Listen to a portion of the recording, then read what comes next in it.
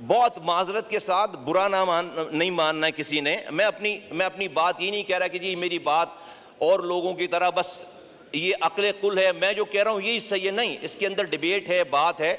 लेकिन हम अपनी पार्टी की जानिब से ये बताना चाहते हैं कि भाई इस मुल्क में आपको माशी एमरजेंसी को डिक्लेयर करना चाहिए, और उस माशी एमरजेंसी को डिक्लेयर करने के बाद ये जो 78,000 अरब रुपए हम लोगों से मांगने जा रहे हैं, आवाम से, उससे पहले ज़रा पाकिस्तान के लीडरान जनाब नवाज शरीफ साहब, जनाब इमरान खान साहब, जनाब आसिफ अली जरदारी साहब और इस ऐवान में बैठे हुए तमाम MPAs, तमाम MNAs, तमाम सेनेटर्स, फजलुर रहमान साहब और सारे लोग, तमाम जी, सॉरी, अल्ताफ हुसैन साहब, जी बिल्कुल, वो भी आपको बहुत याद आ रहे हैं। Address the chair.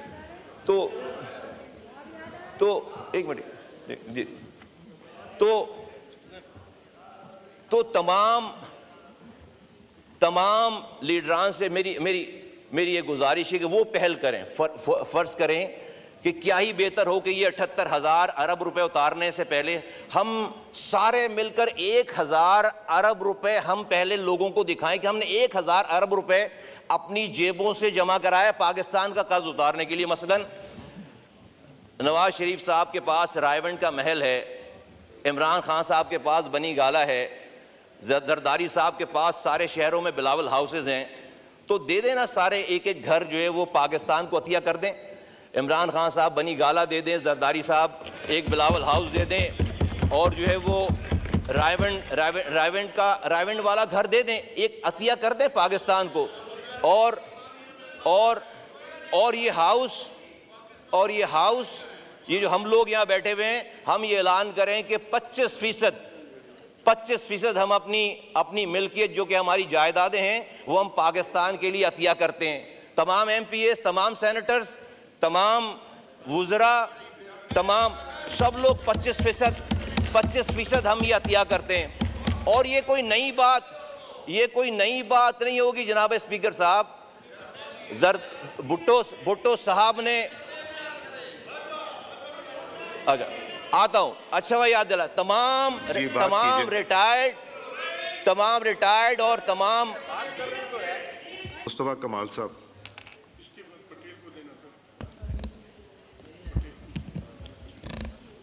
औज़ु बिल्लाहि मिनश शैतानिर रजीम, बिस्मिल्लाहिर रहमानिर रहीम। थैंक यू जनाब स्पीकर। बजट की स्पीच तमाम तरफ से हो रही है और पिछले 70 सालों से बजट जब भी पेश होता है, बजट पेश करने वाले उसकी तारीफ़ करते हैं, कहते हैं कि बस इससे अच्छा कोई काम हुआ नहीं है। और डेफिनेटली जो लोग, लेकिन इस ऐवान में जो लोग बैठे हैं, हम सब लोग, वो बारी बारी इधर भी बैठ चुके हैं और उधर भी बैठ चुके हैं। तो हम सब ने कई दफ़ा कई इस तरह रोल प्ले किए हैं हमने अपने, और आज की ये सूरत हाल ये बता रही है कि हमारे इस रवैये से मुल्क का कोई फ़ायदा हुआ नहीं है। तो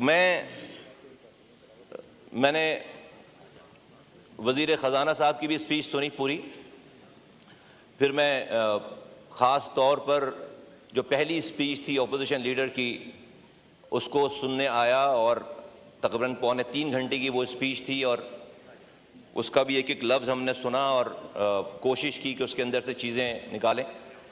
उसके बहुत सारे पॉइंट्स थे जो उन्होंने पर्सनल गुफ्तगू की, उन्होंने अल्फाज अदा किए, उन्होंने और बातें की, और मैं उस वक्त इन सारी चीज़ों के जवाबात को लिखता जा रहा था कि इसका ये जवाब है, ये जवाब है, ये जवाब है कि आपने। लेकिन आज जब मैं आज ये आपसे बात करने आया हूँ सवाल में स्पीकर साहब, तो मैंने वो तमाम जो पॉलिटिकल जवाबात थे जो कि काउंटर किए जा सकते थे, उसमें से एक भी जवाब नहीं दे रहा मैं। और जो भी पॉलिटिकल गुफ्तगू है वो उनकी है, हम इस पे मैंने सोचा कि इसके सारे पॉइंट्स को, सारे वो तफ बातों को निकाल दिया जाए। मैं आपके सामने चंद गुजारिशात रखना चाहता हूँ आपके तवज्जुह से। तकरीबन 19,000 अरब रुपए का बजट पेश कर दिया गया, और 17,000 तकरीबन 18,000 अरब जो है वो रेवेन्यू बताया गया हमें। FBR के ज़रिए हम तकरीबन 13,000 अरब रुपए हम कलेक्ट करेंगे, ये बताया गया इसके अंदर। और जो नॉन टैक्स रेवेन्यू है वो 4,000 अरब रुपए हम तकरीबन कलेक्ट करेंगे। पाकिस्तान पे इस वक्त जो कर्जा है वो 78,942 अरब रुपए है। This is the mother of all evil.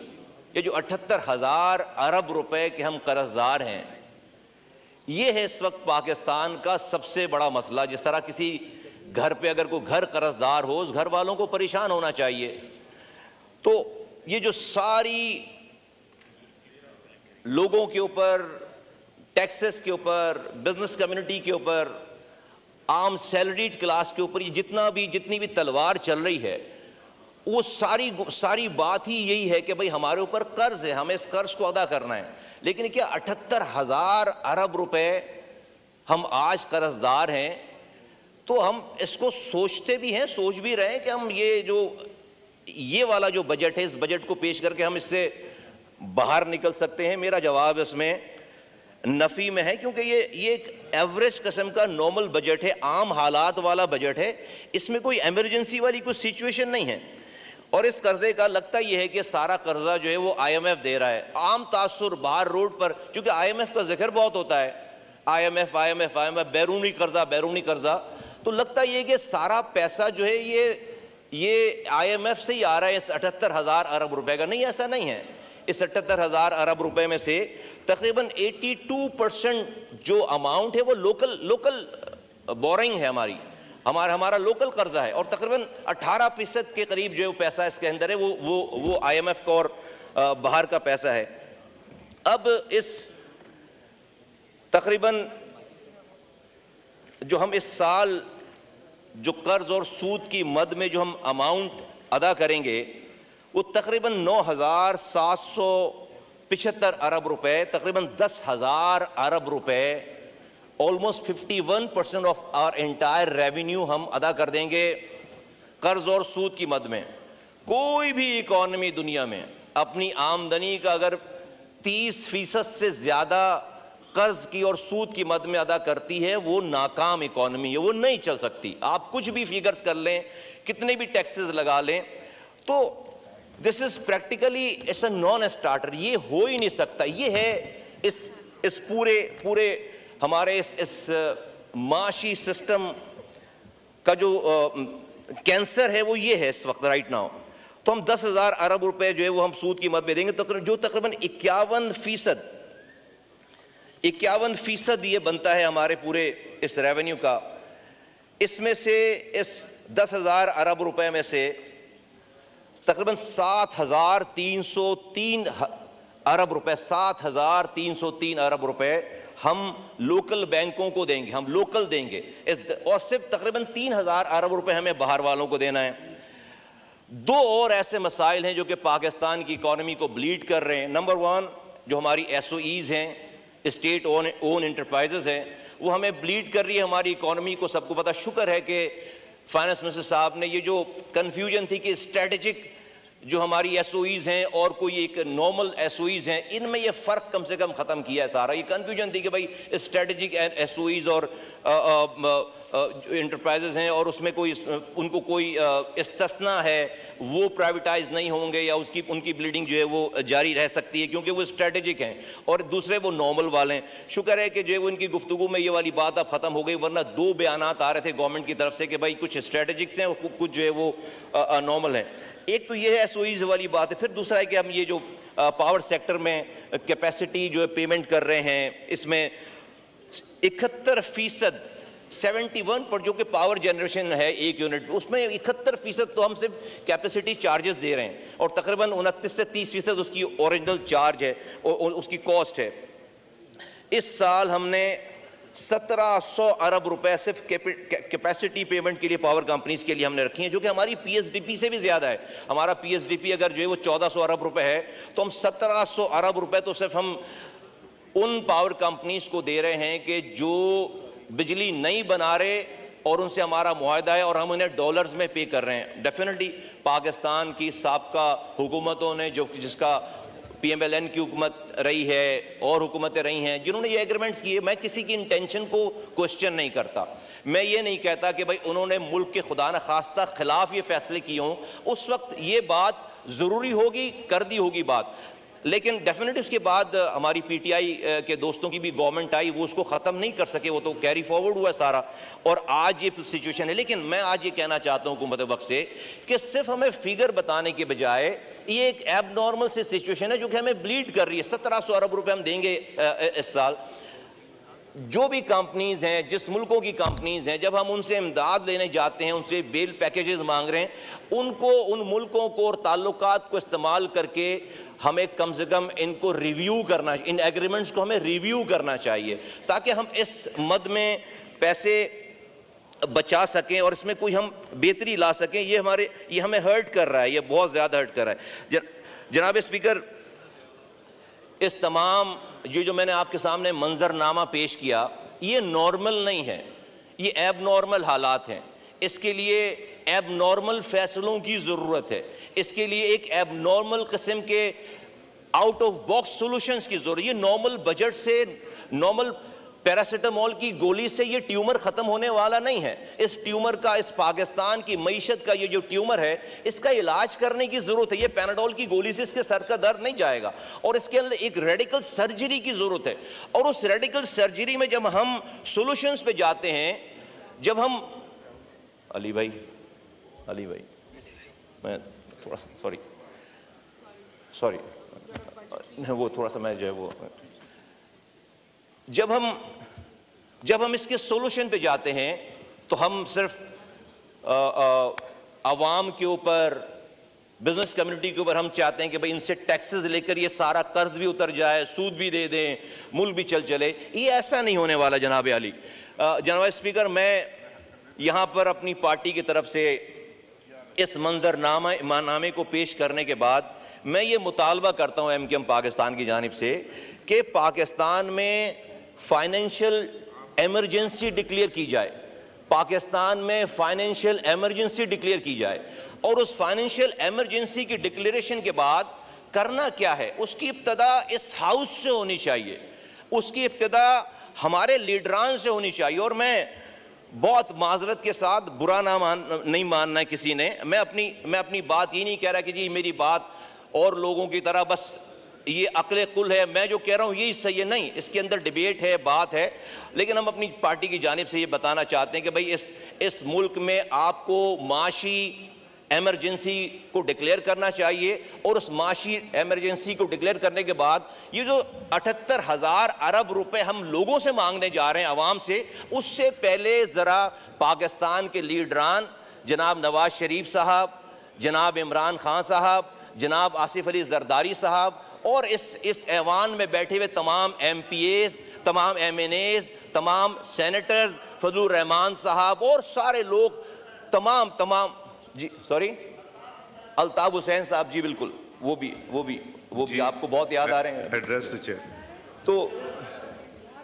तो एक मिनट जी, तो तमाम लीडरान से मेरी ये गुजारिश है कि वो पहल करें, फर्ज करें कि क्या ही बेहतर हो कि ये 78,000 अरब रुपए उतारने से पहले हम सारे मिलकर 1,000 अरब रुपए हम पहले लोगों को दिखाएं कि हमने 1,000 अरब रुपए अपनी जेबों से जमा कराया पाकिस्तान का कर्ज उतारने के लिए। मसलन नवाज शरीफ साहब के पास रायवंड का महल है, इमरान खान साहब के पास बनी गाला है, जरदारी साहब के पास सारे शहरों में बिलावल हाउसेज हैं। तो दे देना सारे एक घर जो है वो पाकिस्तान को अतिया कर दें। इमरान खान साहब बनी गाला दे दें, जरदारी साहब एक बिलावल हाउस दे दें और जो है वो रायवंड वाला घर दे दें, एक अतिया कर दें पाकिस्तान को। और ये हाउस ये जो हम लोग यहाँ बैठे हुए हैं, हम ये ऐलान करें कि 25% हम अपनी मिल्कियत जो कि हमारी जायदादें हैं वो हम पाकिस्तान के लिए अतिया करते हैं। तमाम MPAs, तमाम सेनेटर्स, तमाम वुज़रा, तमाम सब लोग 25% 25% हम ये अतिया करते हैं।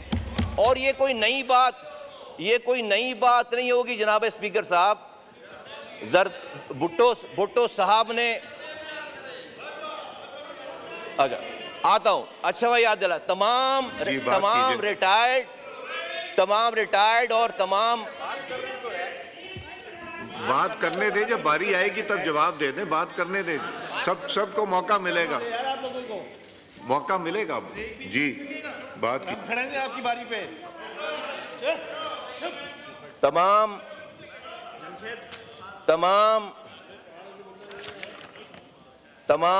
रिटायर्ड फौजी अफसरान, तमाम हाजिर जर्नैल जिनके पास जब ये रिटायर होते हैं तकरीबन 150 अरब रुपए की प्रॉपर्टीज जो है वो मिलती हैं, 50-50 करोड़ रुपए ये भी पाकिस्तान को अतिया करें तमाम। और ये सब लोग जर्नैल्स, सियासतदान, पॉलिटिशियन, ये सब मिलकर 1000 अरब रुपए पहले इस 78,000 अरब के कर्ज को अदा करने के लिए जमा करके दिखाएं। उसके बाद इस आवाम से बाहर जाकर लोगों से बात करें, सर अगर हमने ये कर लिया, अगर हमने ये करके दिखा दिया, खुदा की कसम पाकिस्तान के लोग इतने गुयूर हैं कि वो अपने कपड़े बेचकर भी पाकिस्तान के 78,000 रुपए पूरे कर देंगे। हम 1000 अरब रुपए तो अपने पास से निकालें, 1000 अरब रुपए अपने पास से जमा करें। पाकिस्तान के लोग ये 78,000 अरब रुपए अपने पेट को काट कर अपनी जायदादों को बेचकर आपके हवाले करेंगे। उनको नजर आना चाहिए कि जो लोग हमसे टैक्स मांग रहे हैं, जो लोग हमसे पैसे मांग रहे हैं, वो उनके action must speak louder than word, वो खुद भी कुछ कुर्बान कर रहे हैं।